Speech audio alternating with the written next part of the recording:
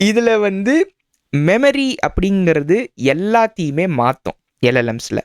இது எப்படின்னு பார்க்கலாம். எல்எல்எம்ஸ் நீங்கள் அதுக்கிட்ட அனுப்புகிற queryயை பற்றி மட்டும் அது பார்க்காது, அது உங்களையே பார்க்கும். ஏன்னா அதுக்கிட்ட நீங்கள் சொல்லியிருந்த ப்ரிஃபரன்ஸோட ஹிஸ்ட்ரி வச்சுருக்கோம், இதுக்கு முன்னாடி நீங்கள் பேசினதோட சாட் ஹிஸ்ட்ரி வச்சுருக்கோம். நீங்கள் அதுக்கிட்ட டயட்ரி கொஷின்ஸ் கேட்டிருந்தீங்கன்னா அந்த டயட்ரி சாய்ஸஸ்லாம் அதுக்கு தெரியும்.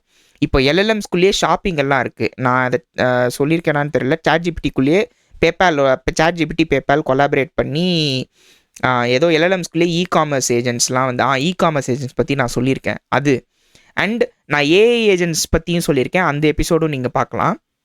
அந்த ஏஐ ஏஜென்ட்ஸ் சண்டை போடுறதே இதுக்கு தான். உங்கள் ஷாப்பிங் பேட்டர்ன் என்னன்னு தெரிஞ்சிருச்சுன்னா இஷ்டத்துக்கு நீ சைக்கிள் வாங்க போகிறேன்னா சைக்கிள் வாங்க போகிற ஆடை ஒன்ட்ட காட்டினா நீ வாங்கிட்டு போயினே இருப்ப. ஸோ இதில் கொஷின் வந்து நான் பீஸா விற்கிறவன் அப்படின்னா என்னோட பீஸா விற்கிற பிராண்ட் எங்கே ரேங்க் ஆகுதுங்கிறது கிடையாது.